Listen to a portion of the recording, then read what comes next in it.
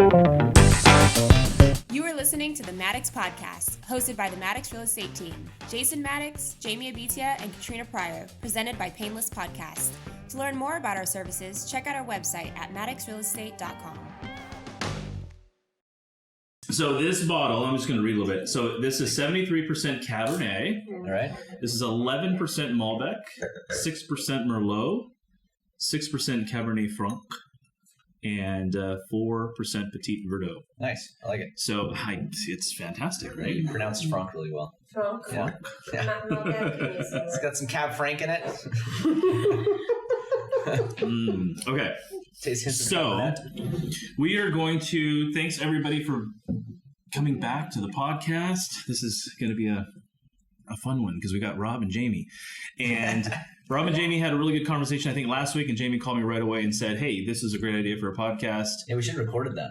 Well, we're going to today. Well, I don't think we can recreate that level of genius. We have to. Can you hear me, Sam? Yeah. We're good. So we did the last couple podcasts we did one a buyer after a COVID market. Like buyer in a post-COVID market, yeah, and it did really, really, really well. So we're trying to figure out what the listeners want to hear, and it seems like everybody wants to know how to get a house because that's the challenge right now, right? Nobody can get a house. I mean, Lisa was just telling me she has clients that are frustrated because they can't get a house and the market's just going crazy. And I finally got some people into contract yesterday. Property is listed for $925 over in Hercules, and we're above $1 million, quite significantly. Almost to $1.05 million, but we're still above $1 million, and it just kind of tells you at $925 we're 100 and some change over asking, and that's where the market's at right now, right? Mm-hmm. My property on Summer Lane, so we are almost 100,000 over asking there. Wow. Yeah, and we had 9 offers. So. And how do you think that'll comp with it being a townhouse? Well, I think we might run into a little bit of an appraisal issue, but not by much. Mm-hmm. There's one that just closed, I believe, $685, $690, and so you're right, yeah. Yeah, so I think we're going to be okay. But it might be a little shy, but hopefully it'll come in. Mm-hmm. It'll be good. Yeah. But anyway, so Rob and Jamie, talk to us about what you guys discussed last week, and yeah. Yeah, so this is going to be kind of just, off the top of our heads, trying to redo a conversation we had last week because that was really nice. I'll try to say it and then Rob will translate it eloquently and respond because he always does. I butcher everything. But basically we were saying, our being a buyer in a post-COVID market episode did so well, and we did an episode, I wasn't here, but you guys did an episode on house hacking and trying to do ADUs or Airbnbs and all these different ways that you can, make some income based on your house or additional income. And we were figuring, why didn't that do as well? And I said, I think that it's because the first step is even getting a house. To be in that privileged position where now you're house hacking, now you're adding ADUs and things like that, you have to even get a house. And that's a whole different story and a whole different conversation, especially because of how the market has just changed so rapidly in the past few years. I would say as of May 2018, we saw a height in the market for that time. Mm-hmm. And I remember the average 3-bedroom, 2-bath, 1,000 square foot house. I had one that was on the market at $499. We were in contract for $550, and we could not get the appraisal to come in at $550. We actually got it to come in at $535. We had to renegotiate. Even that was a challenge. And, the seller had to kind of bend, the buyer had to bend a little, and it ended up working out. But you move on to today, and that same 3-bedroom, 2-bath is now going for easily $650, potentially $700, just because of lack of inventory. Right. Mm-hmm. And that increase in just the past 3 going on now 4 years is absolutely insane. And I don't think buyers can really keep up with it. So my conversation with Rob was, what has to change? Because the standard two healthy income household can't really afford to be a first-time buyer, at least in the Bay Area, right? They're getting pushed out. First we saw them pushed out from San Francisco into Oakland. Now the Oakland market has exploded. Oakland into Pinole and Hercules used to be kind of the best kept secret, and now everybody's getting shoved to the other side of the bridge. We're talking Fairfield, Vacaville, even that's becoming unaffordable. Right. They're going out to like Antioch, Oakley, Brentwood, different areas, and even further. So my question to Rob was, when is this going to change? Somebody asked me, what are they going to do? Do we think that they'll create 40-year mortgages, or are they going to bend in some way? And Rob had a really good explanation to why that wouldn't work. Well, I think it would be really irresponsible to do 40-year mortgages. I mean, if you look at it from like more of a macro perspective, like zoom out for a second, right? The federal government has manipulated interest rates continually for a very long time now, right? Going back to Clinton when they started doing quantitative easing, which lowers interest rates. And the idea is you lower interest rates on a myriad of products to make things more affordable for people, to ease up on their budget, to increase cash flow, to stimulate the economy, right? Because if people are spending less money every day on their car loan, on their credit card interest, on their mortgage payment, they have more money to spend at local businesses, on services. They can go out to the, dinner, movie theaters, etc., and that keeps the economy going. You got to spend money to keep the economy going. And so quantitative easing is a process where the Federal Reserve does a number of things, but in effect lowers interest rates. And when the market kind of momentarily crashed in March 2020 due to COVID, the federal government, the Federal Reserve, I should say, dropped the federal funds rate to zero. It was at 1.25. They dropped it all the way down to zero. Caused a huge liquidity crisis in markets, and started purchasing mortgage-backed securities for one, corporate bonds, which I don't think they'd ever done before, which was completely unnecessary. They didn't need to stabilize the corporate bond market. Corporate companies on the S&P 500, for instance, were overinflated as they were, so that they could use a little correction or a crash, which they bounced back from very, very quickly. Anyways, they did that, and they bought treasuries. And that stimulates those markets. And so not only does it lower rates for everybody, and everybody gets access to 2% interest rates, which is incredible. Americans saved a lot of money through refinances. People could afford a lot more on purchases. Not only did that happen, but I just lost my train of thought. I need more wine. Are we going to edit this? Can we edit that out so I sound more eloquent? This is unscripted. Unscripted. I keep telling Jason, I said, what's today? We need to have this in the evening because I'm still on the waking up period. And I you're in the wake up period and you're caffeinating and then alcohol. You're caffeinating. Sounds smart. Ready? Go. Well, I mean, hey, Maddox Podcast After Hours. We've talked about it. We should do an after hours podcast. I know. Okay, so I'm back on. I got my thought back. Okay, so the government, they manipulate interest rates, right? So what happens when that occurs is you allow people to afford a lot more on a home purchase, right? So if you take the government out of rate manipulation, if you said, okay, mortgages will not be tied to a tradable security, which they shouldn't be in my opinion, because it's really irresponsible for governments to jump in and say, hey, we're going to take the place that you live, tie it to a security and trade it on the secondary market and sell it to Greece, China, whoever wants to buy it.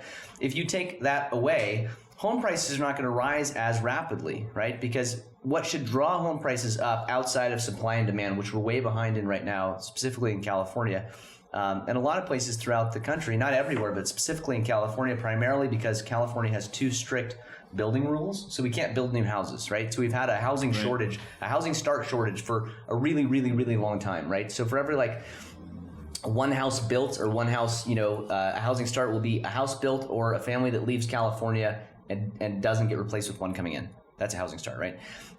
For every one of those, there's 6 people that can buy that house. Right. So there's just this huge supply-demand thing going on.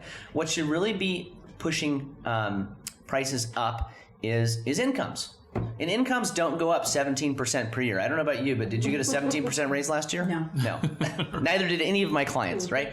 But that's what's been happening. And so you've got one of the, I don't want to say one of the biggest crashes, but yeah, it was a pretty big crash. A lot of people unemployed. The government stepping in to lower interest rates, making things more affordable for people. And what do you get in return? Home prices rising at a rate that's unaffordable for people.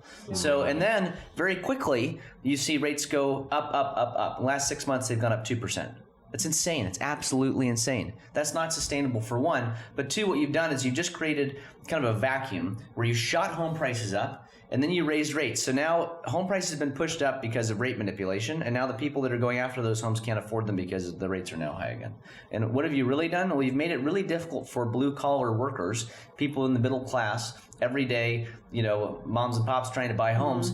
they can't afford to buy a house in their neighborhood. So what do they have to do? They have to drive an hour away. It used to be you drive out to Fairfield. Now Fairfield is not affordable. Can you imagine 10 years ago, 5 years ago, thinking Fairfield's not affordable? Right. Fairfield should be affordable. You know what I mean? If you go back, Fairfield's starting to look like Walnut Creek a decade ago. I mean, as far as prices go, it's absolutely insane. Yeah, that's so, true. Yeah, you talked about the privilege. Yeah, we're very privileged because we're in the business, and so we get the opportunities. We see them right when they come on the market. You know, Jason and I, when I bought my first house, went and shook the guy's hand on the law and said, "We're in lending, we're in real estate. We're not going to screw it up for you," because he'd just been burned, and we got the house. And not only that, but I had a client that made a really good point. She was looking at homes, and of course, because we're in the business, we look at these fixers and we're like, yeah, that's our gold, right? That's what we want to do. We want to go and make it exactly what we want. That's what I did with my house. You did with yours. You did with yours. I mean, it's very common to do that. However, my client raised a good point. She's like, I'm a single mom. I'm working full time. I do not have the time, nor the energy, nor the want to sit there and organize contractors, to have to deal with contractors, especially because she works from home. And just to have to spend that money, I'm already putting a large chunk on the down payment. Now I have to go and spend that additional cash just to get it how I want.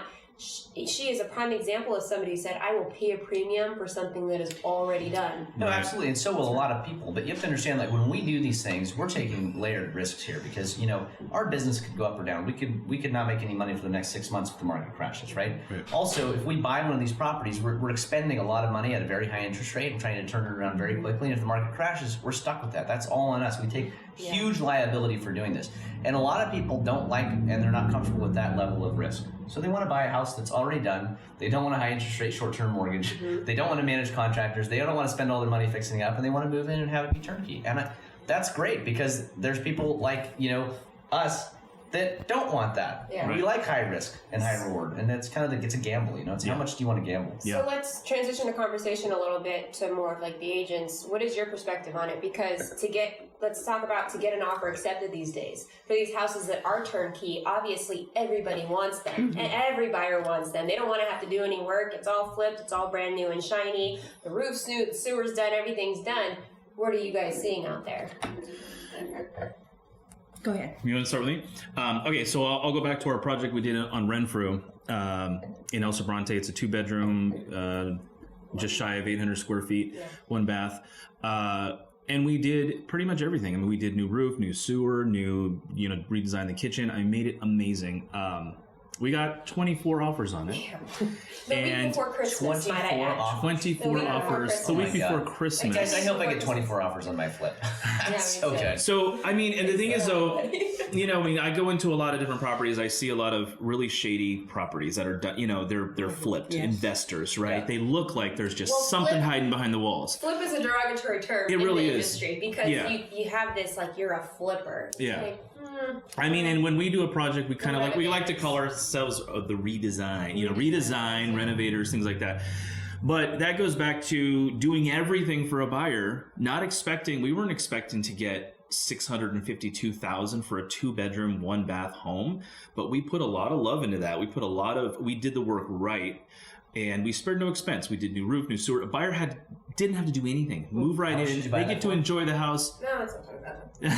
Well, I mean, we got it in the high 3s, but I mean, it was a huge risk. We didn't know what was going to happen with the market, right? I mean, it could have gone down. It could have gone down, and we could have put $100,000 into it, and we could have been broke even. I mean, that's where we were thinking, oh God, we're going to probably break even. We're not going to make any money on this. That's what we thought. And it was scary timing during the holidays. Very scary. Typically, the holidays is a really slow time. And it was a little bit of a slowdown, right? There was a little slowdown there for like November, beginning of December, right? Yeah, we were worried. We were like, I was worried. I was thinking, I'm gonna sell. My house is looking to be done in January. I'm like, this is the worst time of the year to sell this. Right. We were just freaking out. I overspent by like $50,000. But I mean, that just goes back to show you when something is done, people will walk in and they'll go, we want it. I know we're going to pay for with it. my Oakland house. I'm really nervous. It will. You're going to do fine. Yeah. I mean, it's normal to have nerves. You got a great house. Can we plug that for a minute, or will this not be out by then? Go ahead. You're on the market now, right? Yeah. Offer date is next Tuesday.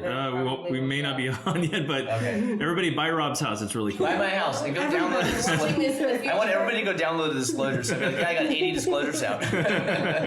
Nice. But Renfrew was the prime example of people came in and, you know, it wasn't just 1 or 2 couples or families or anything like competing. It was 24 people. In El Sobrante, yeah. It was absolutely insane. And I mean, we did a fabulous job. I will pat us on the back for that. But it just goes to show you that people are willing to pay for what they do not have to do. And we've just created another price point in the market now, and now we've got 23 other buyers that have to pay a little bit more. So, which, you know, I mean, we did it obviously my whole goal wasn't, I mean, of course we all want to make money. I'd be lying if I said that's not the reason. But, you know, I like to create something beautiful for somebody to enjoy. That's just kind of what I've always been like, you know, and Jamie too. And so I really think we put so much into it, and the energy in it was so good that that's why people responded to it. And again, it's so let's talk about a little bit on that. The offers that came in. I usually have my statistics on every property. I don't know if I had them on this one, but can you guys speak on what it takes to get your offer accepted? What are you having to do for buyers, or having to teach buyers to do? Or it is a process. Yeah. From the very get-go, the buyers have to go in and learn that they just can't go in. That sounds mean, by the way. It's okay. That they just can't go in like they all expect and find a house, take their time, find a house, and put an offer and get it. Yeah. There is a process, and there's an educational process as well. Right. Yeah. So it is, and it does take a time, and sometimes they have to get beat up a little bit prior to figuring it out. Yeah. And we're in the process now with a couple people getting beat up. One has actually priced herself out of the market by waiting for the... Yeah, I've seen that. I had a client tell me the other day they wanted to wait, and I was like, well, why do you want to wait? So, okay, and I want to clarify this because I was trying to tell my clients this the other day, and I want to make sure that I'm saying the right thing because I'm not a lender. Sure. Now, they were thinking, okay, well, if we're buying a house now with the interest rates where they are, if we wait until the end of the year and interest rates are up, we're basically now buying that same house for a lot higher price. So we've actually kind of got to go down in price a little bit. Now, it kind of explained that a little bit. Yeah, so, I mean, you're right. So there is, like, if a house price comes down, but you're paying a higher rate for it, you can have a higher payment pretty easily. Like, rate is really important, but rates are already higher. I mean, I locked a rate this morning, going to shock you, at 4.75%. Wow. Yeah. Oh my God. That was a real reaction. High balance conventional mortgage. I was shocked. And I locked it today before there was a crash in the bond market this morning. It dropped 85 basis points, which means rates went up 0.25% after I locked it. So theoretically, investors don't know how to price right now because the market's in a free fall. Mm-hmm. And so things will settle out and probably come back down a little bit before another free fall occurs. But the feds came out and said, we're going to hike rates 4 times before May. 4 times before May. These people need to pull their head out of their, you got to believe this out of their ass. What are they doing? Yeah. They're just taking a sledgehammer to the economy.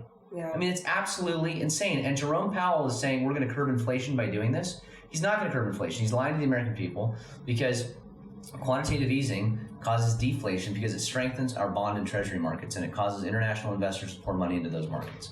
And when you say we're going to hike interest rates and we're going to stop buying mortgage-backed securities and treasuries, guess what happens? Other investors don't want to do that because if they just wait a year, they'll get a better yield on those same treasuries, those same bonds, right? And if the federal government is no longer backing that, it's not as stable of a market either. And so money flows way out of it. And what does it do? It actually causes inflation. It pushes inflation up. Whoa. So they're lying to the American people. He lied to Biden when he said, renominate me and I'll curb inflation. And I don't know why Biden's economic advisor didn't see this, but this guy's done this in the past. He did this in 2018 when he was nominated by Trump. And he said, we need to take this under control. We shouldn't be at quantitative easing for so long. And at that point, I agreed with him. But we weren't in the middle of a pandemic. You know what I mean? Yeah. And we had just gotten out of like 8 years of Janet Yellen not doing any quantitative tightening. She just let quantitative easing go after we had recovered. She could have just really slowly raised rates, 0.25% per year. She could have just really slowly sold out mortgage-backed securities. And what she did is she kind of handed it off to the next guy. And they go, we got to change this. We got to reduce our balance sheet. It's not good for the feds to be engaged in this process indefinitely, right? Mm-hmm. But Jerome Powell is just so aggressive with it. 4 times? We're going to hike rates 4 times before May. Do you know how many job openings there are in the United States right now? It's like 4 million job openings and close to 300,000 jobless claims. They see the economy's coming back. Inflation is over 7%. Gas prices are close to $5.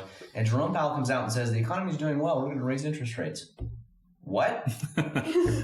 Right. I mean, it doesn't make any sense. Yeah. And then meanwhile, our buyers are paying the price for this. Because prices just went through the roof because rates were so low. And now they're out trying to get their own home. And they're going, what? I got to pay 4.5%, 5%. Depends on the loan product. Some loan products are a lot lower than that. It really varies right now. It's kind of weird. Like jumbo loan products are in like the mid to low 3s.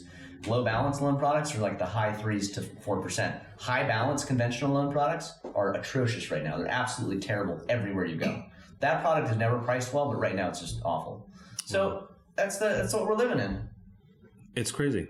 It is. And meanwhile, because of all that fear, by the way, the Federal Reserve has not hiked rates yet. They have not started the process of reversing quantitative easing, but the market has already anticipated it. So as a result, the bond market has crashed. The 10-year Treasury yield has gone up, which we don't want. The stock market continues to get hit really hard. And crypto markets have completely crashed. They were in like a flash crash, and then it just continued to stumble. Oh, I was part of that. A huge amount of liquidity has just been zapped from the market over the last 8 weeks. Yeah. That's a lot to take in. It's a lot to Even take in. as somebody That's a lot to take in, I'm in sure. business. I'm going to get bumper stickers that say F. Jerome Powell. Nobody's going to know what they mean, but I will. Okay, go to Jim. Those already exist somewhere. Take a breather, wet your whistle for a minute. I know. Wet What, your whistle? Wet my whistle. Let's talk about. I know, right? Let's talk a little bit about, I think, different loan products for, the new buyers that are getting into the market right now, and how that looks. We can speak at it from a seller's perspective, when we're guiding our sellers when they're taking offers, and then as a buyer when you're guiding your buyers, how do the different loan products rank? What would you suggest? There's a lot of cash floating around out there. Why do we think that is? Things like that. Yeah, I mean, that's very true. This property, Why is there a lot of cash out there? There's a lot of cash out there still. Yeah. But why? Because And this is the thing too. So this property that we just went in contract on Coronado, there was 2 cash offers. So there were 6 offers total. My clients got it because they're an amazing family, and the seller really, they're everything they loved about them. That's what they want for to leave their house to somebody. How you got that over to them, to the sellers, without writing a letter. Well, we might have wrote a little letter. broke the CAR rules? No.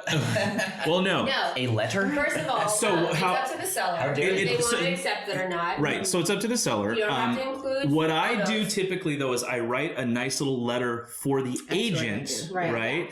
to relay to the seller if they want to. Tricky. I mean, but I'm writing it to the agent. This is an amazing family, blah, blah, blah, blah, blah. So anyway, I'm not really sure how the agent presented it to the seller, but I do know that the seller really fell in love with the fact that this is a young family with a baby that's going to come in, and they're going to take the house that they raised their kids in, and they loved this house, and they're going to create new memories there, and they're kind of leaving that, leaving that to seller's right. which is the seller's right? Seller said, I don't want this to go to investors. What seems to be big now is, and I know this because I talked to a lot of people that came through my open house on Summer Lane, people want to buy homes for Airbnb. So I'm pretty sure that a few of those offers could have been Airbnb people, right? Yeah. We're going to buy this house and we're going to charge $600 a night or whatever. I mean, it's a pretty big house. But part of how we got that through, I think this is important. I mean, as an agent, if you have to have, there's a strategy, obviously, right? As agents, we have to have somewhat of a good reputation in the industry. Totally. We have to, you should have a good reputation, right? Because we know some agents that don't, and we don't want to work with them. And they have nicknames. Let's take them away. After dark. Right, that's the After Hours podcast. But you develop a relationship with the agent in some way, right? You're communicative. Yes. Which you would be mind blown if you understood, or when we took offers on Renfrew, when I take offers on any property, there's a very small percentage, but it's still there, of agents who do not communicate in any way, shape, or form. Right. And you get an offer from them, and you're like, who the hell are you? Have I talked to you? Have you called me? Have you looked at the disclosures? Right. Yeah. I mean, sometimes they haven't, sometimes they have, sometimes they just they'll give you the call the day of as you're taking offers. Hey, just want to introduce myself. Who are you? I've been talking to these people for a week. Right. You saw the house a week ago. You haven't talked to me one time, and that really means a lot because really not only does. are you accepting, you're guiding your client on what offer to accept, but who's going to get the deal done? Who do you feel comfortable with? Yeah. I mean, the negotiate. Can't talk now. I've had too much wine. The negotiation is very important. Well, I know, right? Have more. I know. You'll talk better. But that the strategy of and it's. I just like to create that relationship. It's not because I want to get something done. Of course, it's part of the job. I do want to get it done for the client, but I have a great relationship with my client. Yeah, my clients, right? They're a great family. I've worked with them since 2017. Right? I've nurtured them. We've gone through a lot together. Had a lot of conversations. Looked at a lot of houses. Finally, I've seen them through before marriage, during marriage, baby. In the belly to now, to now the baby, and now the baby's 8 months old, and now I get to meet the baby and I get to see him grow, and it's like, this is so cool. Wow. So I have that relationship with my clients, and then you're relaying this information to the agent while you're creating that relationship with them, and it's huge. And one of the things the agent did say to me was, one of the reasons why we chose your offer, first, we love the family, and I love how you continue to communicate with me, but you didn't bother me. You did it right. There's a line. There's a fine line. Yeah. And you have to tiptoe on that. That's actually my most recent offer I got accepted. She said the same thing. She's like, I'm choosing you because I'm giving you the counter because your clients, I can tell she's qualified, but not only that, you guys had the most professional offer presentation. Your team seems the most professional, meaning me and the lender that she's working with, and you just seem like you'd be really easy to work with. I can't say this about these other two agents. Right. Yeah, and then that's a big deal. It's huge. It afforded us the opportunity for a counter because we weren't really in the running as far as price went at first. Well, you're going to take a property, you're going to mark it pending, you're going to get into a relationship and in contract with these people, and you never know. Are they going to take you for a ride? Or are they going to respect you and walk through the process? They can delay depositing their earnest money. Are they going to delay removing contingencies? Are they going to come try and beat you up after they get the appraisal or the inspection reports? Right. I mean, all sorts of things can happen, and you really need to have that level of trust and go, are these people easy to work with? Do they communicate well? Do I trust them? Some people you wouldn't trust them as far as you could throw them. Right. Absolutely. And so you don't want to get in contract with them. Are they going to change the loan halfway through? Yeah. Jesus. Yeah. So you guys, let's talk to you guys a little bit, because we've been like talking so much. Now, how do you, when you're working with a client and you're out there writing offers, so like, what do you guys do? What do you what is your what is your strategies? I have to go off of that. Yeah. So 2 things. How are you educating your buyers? You talked about it's an education process. And then 2, you've been on the listing side. Obviously, you've educated your sellers and you guide them. What are you looking for when you're on the listing side, and how are you educating your buyers with that knowledge? Well, just telling them this is what I do when I'm representing a seller. This is, I want you to step into a seller's shoes for a little bit and see yourself that way. Right. And what are you looking for? If you're a seller in this market, when, let's say inspections are provided, things are provided, there's enough comps and stuff, what are you looking for? How are you weighing these different offers? Because just to go off on a tangent for a second, I know we talked to you and you said, yeah, I take a VA and I take this and I take that on my property. But when it really boils down to it, and you've got all these qualified buyers on the table, I think we've all known from a seller's perspective too, and even representing sellers, that you're looking for the least risk. Right. Right. Yeah. You are. And that's what we tell them. There's going to be, if you're doing an FHA offer, you're going to be a little bit down the seller want list compared to, say, a cash or even a conventional with a strong cash down. So just letting them know that we're going to have to do other things in order to get their offer accepted. And it may be sweetening the pot in other ways. Donating a kidney. Right. When That always helps. necessary. Yes, when necessary. Yeah. Thrown it in a few times. Trying to build a rapport with the listing agent and the seller. And again, that's why it's so important to keep these relationships golden, is because you never know when you're going to be on the other side of it. Right. Right. Yeah, that's very We true. showed a property not long ago, and we went in, and the listing agent was actually there at the property. She was, I think, leaving as we were coming in, and she couldn't get a light on. And I got down on the ground to help her turn on the light, just because, I would want somebody to help me.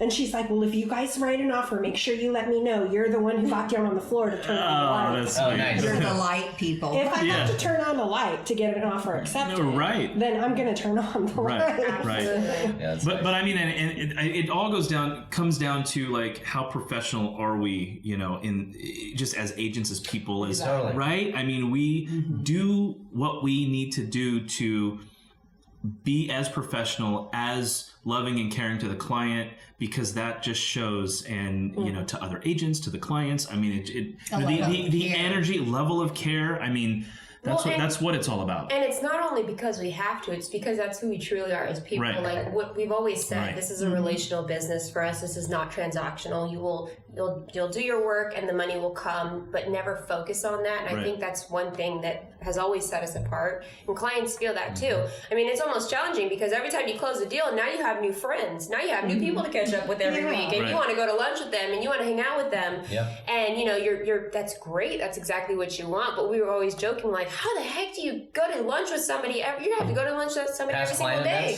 Yeah. So you have to have events and you have to get creative and things like that. But we really do become friends. I would say 95% of my clients. There may be a few that There's a few you want to break up with. Yeah.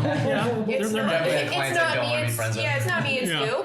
Yeah. But for the most part, I would say we really, try to be our true, authentic self and attract the people that we want in our lives. And it's not just business at that point. Yeah.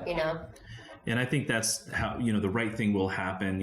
I used to always say to clients, well, if it's meant to be, it's meant to be.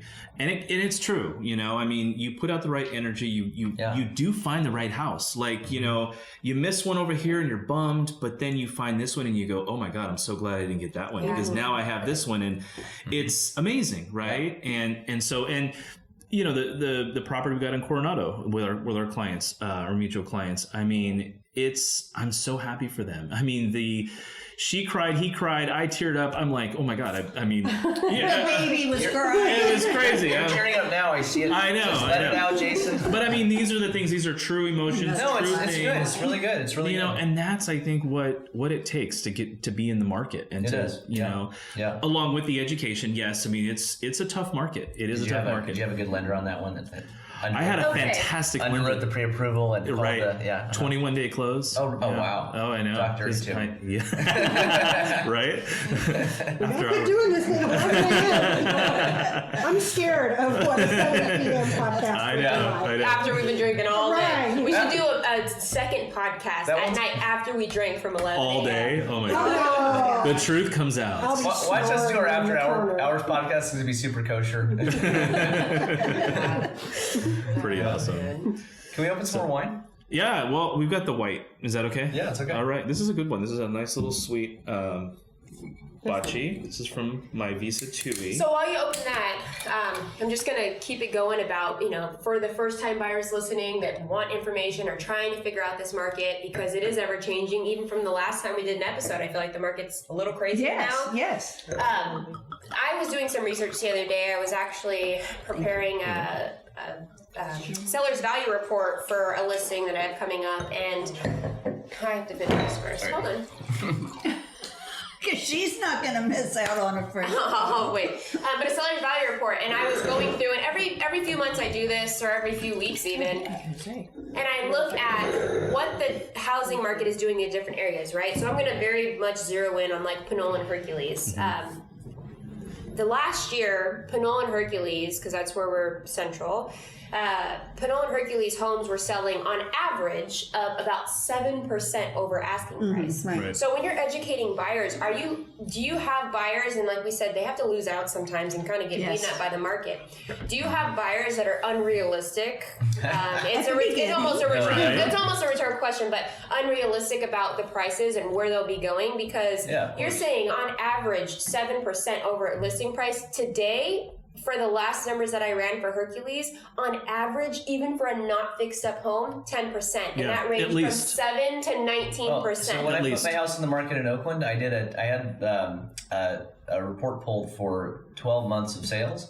I looked at the average list of sales price was 15.9% above list price. Yeah. And that was including ones that like sold average. Right at or around or below list. So there were some bring down the average. So I looked at the hottest ones, they were selling like 20 to 25%. Yeah. And that's Oakland market is like that. So I wanted over $1 million, so I had a price like $799. was funny because I would send it to people and they're like, what do you think you're going to get? And I was like, oh, a little over $1 million. They're like, I told you. Price of $7.99. Remember, I told you. You're like, oh, I'm going to be happy if I get this. And I'm like, you're going to go over $1 million on this. Yeah. Like, this is a cool house and it's in a great area. And I mean, Oakland is the new San Francisco. Yeah. And people are, they're just moving out. Yeah. And it's, to get a great house like that in a great neighborhood, you're over $1 million well, easy. with an ADU.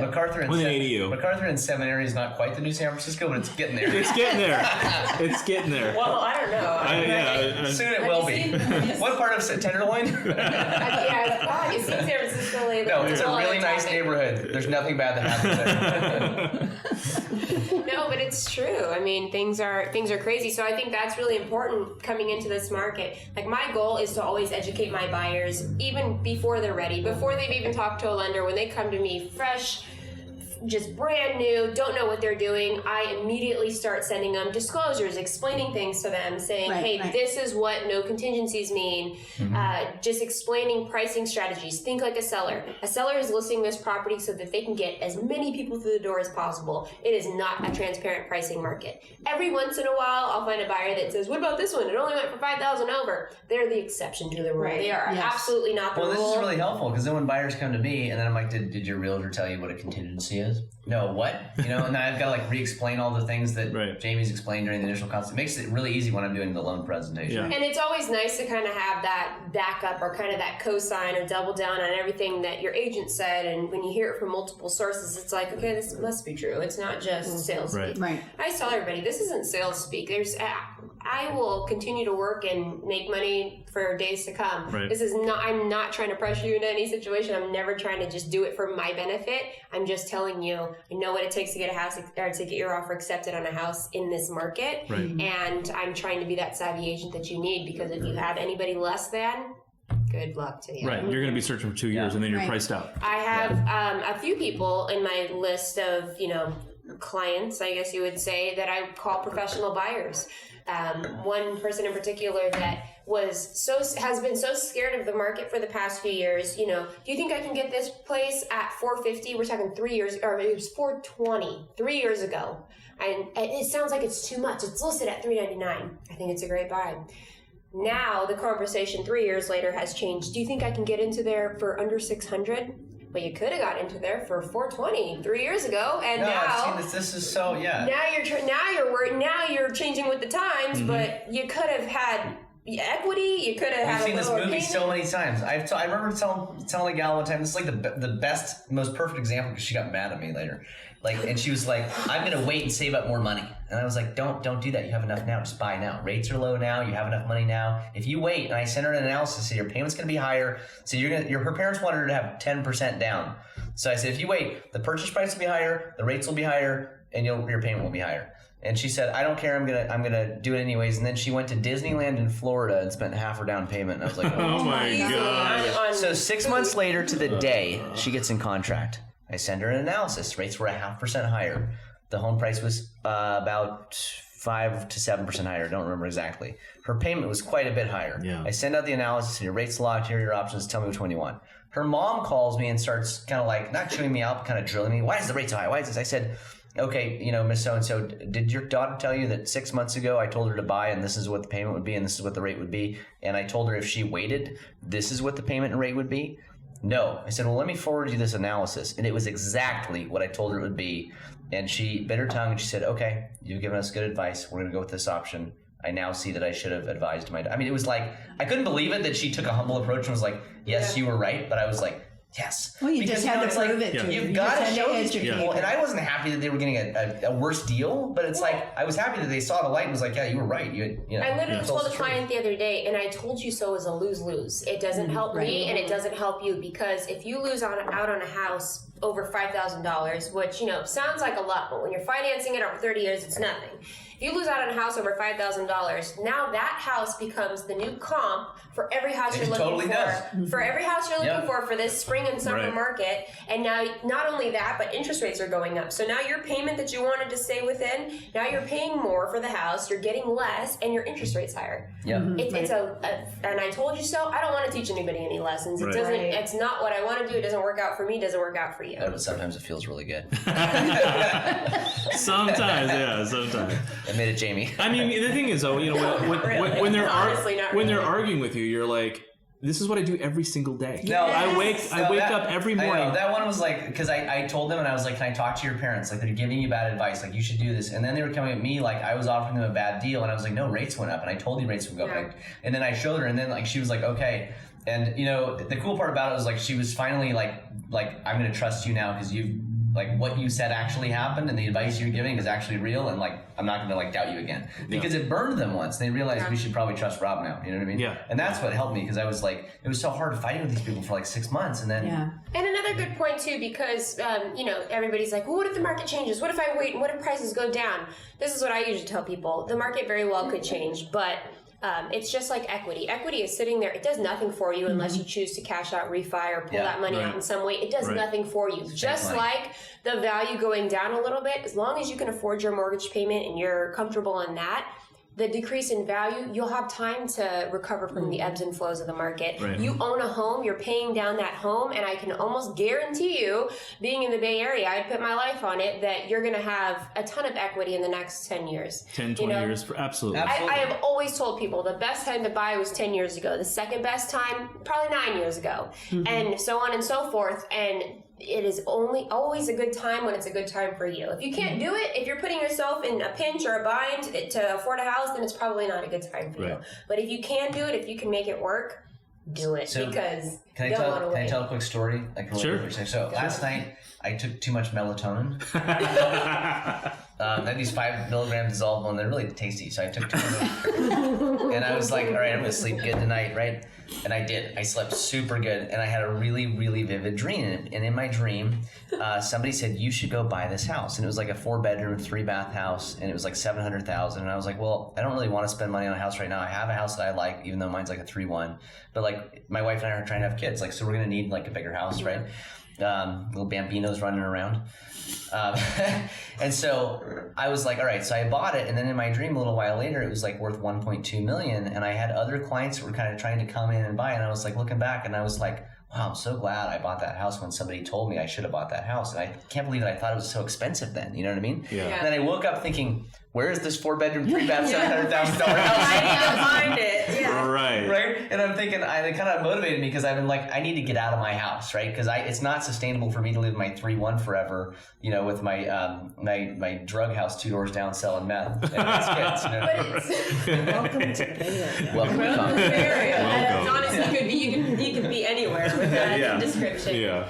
But it's important that people know that and you know, your first home, I think we're all a little spoiled, especially in this market, because of all the flips and all the deals and things out there, or not deals, but you know, the flips and getting exactly what you want. Yeah. Back in the day, not deals, scratch that. Back in the day, your first home wasn't supposed to be sexy. It wasn't supposed to be the forever home. It's a stepping stone, and I think people need to realize that my first home, I can live with the oak cabinets, I can live with the carpet in the bedrooms, I can live with these things, and I can change them as I want to, and you know, Can afford to. as I can afford to, and reap the benefits when I sell, or hold on to it forever, make that an income property, and then take, you know, when the market does well, go and buy what you really want. So I think people kind of lose sight of that too. Everybody thinks they have to get exactly what they want right now, and it's like your first house should be a shithole.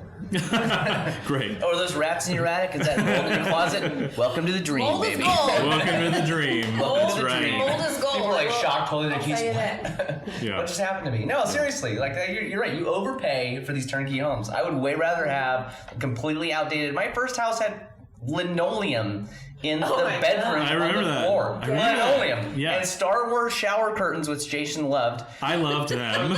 For the windows. I hear no For the problem. window, because the kid was allergic to, so they had to have linoleum everywhere. It had linoleum. I mean, unbelievable, right? Yeah. It's like, you want a house with linoleum in the bedroom? And you bought it and you Same loved it, linoleum. and now it's 5 more. amazing. And I kept that linoleum for like a year and a half too. I didn't even touch it. I was like, that's staying right there.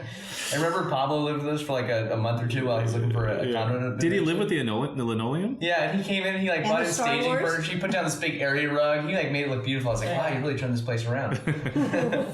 That's awesome. How are we doing on time, Sam? Good. Okay. Probably quite over. Well, I think we've covered a lot of topics today. I think we've touched base on a lot of things that will hopefully be very beneficial to first-time home buyers and people out there trying to navigate this market. It's super crazy. If you have a takeaway from today, I would say get somebody on your side that knows what they're talking about. Right. It's not for our benefit. I promise you that. Whether it be us, which I hope it is, or another agent that's telling you these things and we're just kind of doubling down on it, know that we're just trying to get you a house. Our goal is to, help you be happy, get the place you want, and live the American dream, truthfully. That's the American dream. Spend all your money on a mortgage. I mean, sometimes I'm a little too honest with people, but and these specific clients that were our mutual clients, they're like, we really appreciate your honesty. I mean, I think people want honesty. I think they didn't buy a couple of houses because of the things I said, and so I treat them as if I'm thinking for myself or my family. It's like, do you really want this? I don't know. Like, I'm not so sure about these fixes. You know what I mean? There's like, certain thing, and we'll be honest too. It's like, I can live with this. You can change that. You can change that. Absolutely. That's not a big deal. These are the red flags. You'll give advice that turns down a sale. I mean, I will. Jamie, I hear from you all the time. No, you shouldn't buy this. No, you shouldn't do this. No, I don't want you to make it up. It's like that's not making you money. Right. Yeah. But at the same time, we've all had clients where we said this floor plan is not working. Exactly. And it worked perfect for them. So we really have to watch how we say it. Very I've true. had that too, where I've challenged them a little bit, and they're like, no, but this is why. I'm like, okay, it works for you, not what I would want. And then you kind of have to step back from your personal Some people preference. thrive in dysfunction, so you just gotta remember that. There's a fine balance, but I think at the end of the day, we always have our clients' best interests in mind. We do, absolutely. Yeah, absolutely. And we want the best for everybody. Absolutely. We should get a client in here one day and just completely get them. I was actually thinking this morning, what if we had our client Judy and Matt. We need to have Judy and Matt. We can have them as guests, Judy and Matt would do well here. Or Jen and Kay. We could have them here. We can have some of our past clients because Frank and China would be fabulous. Oh, Frank and China would be a riot on here. They would be fabulous. Let's do that. Let's invite some clients. You guys got some clients you might want to invite? Yeah, for sure. We should. That'd be fun. We should turn this into like we could find some Rogan podcast and start rolling joints. And that's the after hours one. Yeah, that's after work. All right, cool. How are we on time? We're probably 49 minutes right now. All right, I think we're good with that. I think we're great. Well, thank you everybody for listening, and I hope you tune in next week. I hope this was very beneficial to you. I hope you learned some things about this absolutely insane market, and thanks for putting up with us for 50 minutes. Yep. Cheers. Cheers. Miami glasses. Cheers. Yeah, Do we want some more? Fine. might as well. Thank you for listening to the Maddox Podcast. Thank you to our producer, Sam Lubman of Painless Podcast, for helping make this podcast possible. We started this podcast so we could share our real estate insights, as well as provide our listeners with a chance to get to know the Maddox team. Our goal is to make our clients' real estate sale or purchase as simple as possible, allowing them to sit back while we handle the hard work. To learn more about what we do or to look up resources about the Bay Area communities, visit our website at maddoxrealestate.com or give us a call at 510-993-0688.